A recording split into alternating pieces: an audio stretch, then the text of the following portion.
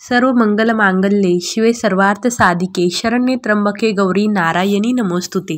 नवरात्र उत्सवामध्ये आई भगवतीच्या आपण अनेक सेवा करत असतो। देवीच्या सेवांमध्ये आपण देवीचे कुंकुमार्चन करत असतो, दुर्गा सप्तशतीचा पाठ करत असतो, अनेक स्तोत्रांचे पठण करत असतो, 999 मंत्राचा जप करत असतो आणि देवीची सद्भावाने नित्य पूजा आरती करत असतो। नवरात्रीच्या दिवसांमध्ये आपण देवीच्या अनेक सेवा करून देवीला प्रसन्न करण्याचा प्रयत्न करत असतो। आपल्या कुलदेवीने आई भगवतीने आपल्यावर प्रसन्न व्हावे आणि आपल्याला अनेक आशीर्वाद द्यावे अशी आपली इच्छा असते आणि ती प्रत्येक सेवा करताना आपण त्या सेवेमागची फलप्राप्ती लक्षात घेऊन ती सेवा करत असतो आणि आई भगवतीने आपली इच्छित मनोकामना पूर्ण करावी अशीच आपली तिच्या चरणी प्रार्थना असते। आज आपण नवरात्रामध्ये देवीचे विविध स्तोत्र वाचले जातात, विविध स्तोत्र पठण केले जातात, त्यांची माहिती बघणार आहोत। विविध स्तोत्र का वाचले जातात, कसे वाचले जातात आणि त्यांची फलप्राप्ती काय आहे त्याबद्दलची माहिती घेणार आहोत। आपण देवीचे हे स्तोत्र दुर्गा सप्तशती पाठ करताना त्यात वाचत असतो किंवा फक्त स्तोत्र देखील वाचत असतो। आज आपण या सर्व स्तोत्रांची माहिती घेणार आहोत। देवीचे सर्वात पहिले स्तोत्र येते ते म्हणजे रात्री सूक्त। रात्री सूक्त या स्तोत्राचा पाठ आपण दुर्गा सप्तशती पठण करताना करत असतो।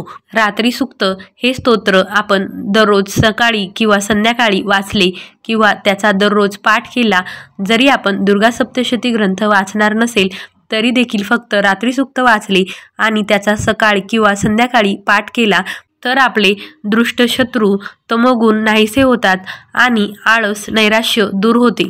रात्री सूक्ताचा पाठ आपल्याला दिवसातून एकदा सकाळी किंवा संध्याकाळी करायचा आहे।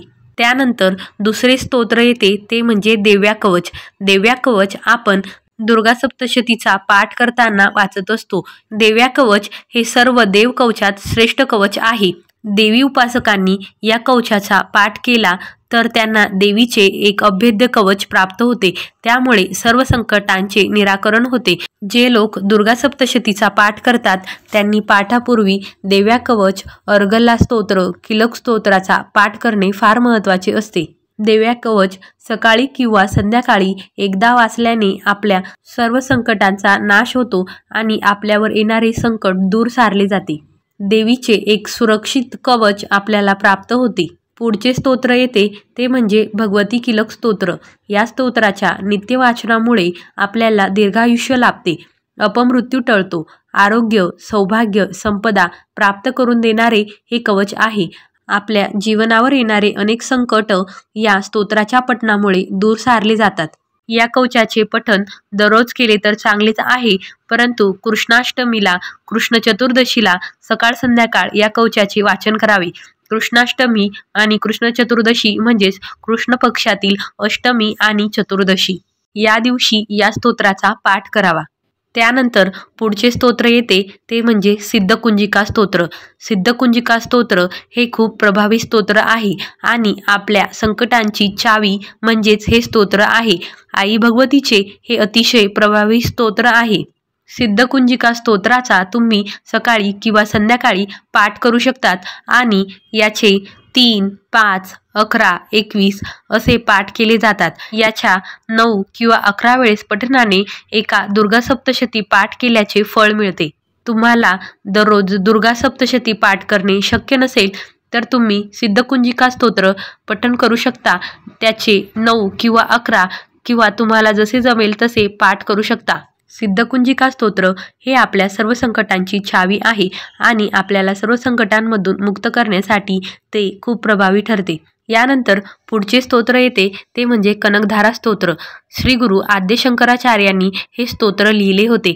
हे स्तोत्र रोज सकाळ संध्याकाळ म्हटले असता धन लक्ष्मी प्राप्ती होते व सद्भाग्य प्राप्ती होते, गरिबी दारिद्र्यता नाहीसी होते आणि आपल्या घरात लक्ष्मीचा, धन संपत्तीचा अखंड वास असतो।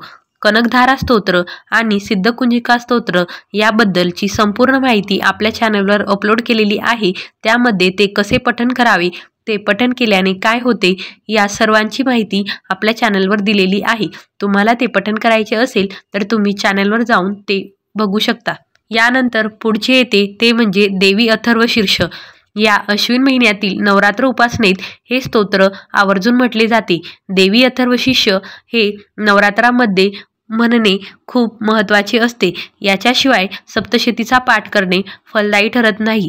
मंगळवारी, शुक्रवारी किंवा पौर्णिमेच्या दिवशी या देवी अथर्वशीर्षाचा पाठ करणे खूप फलदायी ठरते.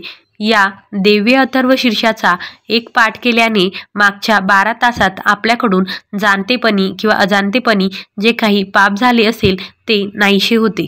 देवी अथर्वशीर्षाचा रोज 10 वेळा पाठ केला तर सर्व संकटातून मुक्तता मिळते आणि हे स्तोत्र जर 108 वेळा म्हटले तर त्या व्यक्तीच्या सर्व इच्छा पूर्ण होतात. यानंतर पुढचे स्तोत्र येते ते म्हणजे त्रिपुर सुंदरी स्तोत्र. हे स्तोत्र म्हणताना देवीपुढे दररोज तेलाचा दिवा लावून शांत व प्रसन्न मनाने म्हटले तर ऐहिक सुखाची व मनःशांतीची प्राप्ती होते. त्रिपुर सुंदरी स्तोत्र हे आपल्याला सुख, समाधान व मनःशांती मिळवून देण्यासाठी खूप प्रभावी ठरते. यानंतर पुढचे स्तोत्र येते ते म्हणजे महालक्ष्मी कवच. महालक्ष्मी कवच आपण दिवसातून 1 वेळेस, 2 वेळेस किंवा 3 वेळेस म्हणू शकतो. जर याची 1 वेळेस पाठ केला तर आपली पापमुक्ती होते. जर सकाळी आणि सायंकाळी 2 वेळेस पाठ केला तर संपत्ती लाभ होतो आणि सकाळ, दुपार, संध्याकाळ असा त्रिकाळ पाठ केला तर महाशत्रूचा नाश होतो. असे हे महालक्ष्मी कवच खूप प्रभावी आहे. अशा प्रकारे देवीच्या सर्व स्तोत्रांचा महिमा हा अगाध आहे. देवीचे रात्री सूक्त, देव्या कवच, भगवती किलक स्तोत्र, सिद्धकुंजिका स्तोत्र, कनकधारा स्तोत्र, देवी अथर्वशीर्ष आणि त्रिपुर सुंदरी स्तोत्र, महालक्ष्मी कवच या सर्व स्तोत्रांचा महिमा हा खूप मोठा आहे. आणि आपल्याला भौतिक सुखातून आध्यात्मिक सुखाकडे जायचे असेल आणि मनःशांती, सुख, समाधान, समृद्धी हवी असेल तर या स्तोत्रांचे पठण करणे खूप महत्त्वाचे आहे. या स्तोत्रांमधील दररोज एका स्तोत्राचा आपण पाठ केला तरी आपल्या सर्व इच्छा, आकांक्षा पूर्ण होतात आणि आई भगवतीच्या कृपेने आपल्या सर्व मनोकामनांची पूर्तता होते. आपले पाप नाहीसे होतात आणि आपल्याला सुख, शांती, समाधान, समृद्धी प्राप्त होते. अशा प्रकारे देवीच्या विविध स्तोत्रांची माहिती या व्हिडिओमध्ये दिलेली आहे आणि बाकीच्या स्तोत्रांची माहिती देखील आपल्या चॅनलवर लवकरच येईल. या शारदीय नवरात्र उत्सवामध्ये तुम्ही देखील यातील एका स्तोत्राचे पठण करा जेणेकरून आई भगवतीचा कृपा आशीर्वाद तुम्हाला मिळेल. नवरात्रामध्ये कोणत्या सेवा कराव्या, देवीचे कोणते उपाय करावे, देवीची संपूर्ण माहिती आणि प्रत्येक दिवशी देवीचा कोणता उपाय करावा, नवरात्राबद्दल संपूर्ण माहितीचे व्हिडिओ आपल्या मी इगतपुरीची या चॅनलवर अपलोड केलेले आहे. तुम्हाला ते पाहायचे असतील तर तुम्ही आपल्या चॅनलवर जाऊन ते व्हिडिओ बघू शकता. व्हिडिओ आवडले असेल तर व्हिडिओला लाईक करा आणि आपल्या चॅनलला सबस्क्राईब करा. व्हिडिओ बघितल्याबद्दल धन्यवाद. अवधूत चिंतन श्री गुरुदेव दत्त. श्री स्वामी समर्थ. श्री महालक्ष्मी देवी नमः.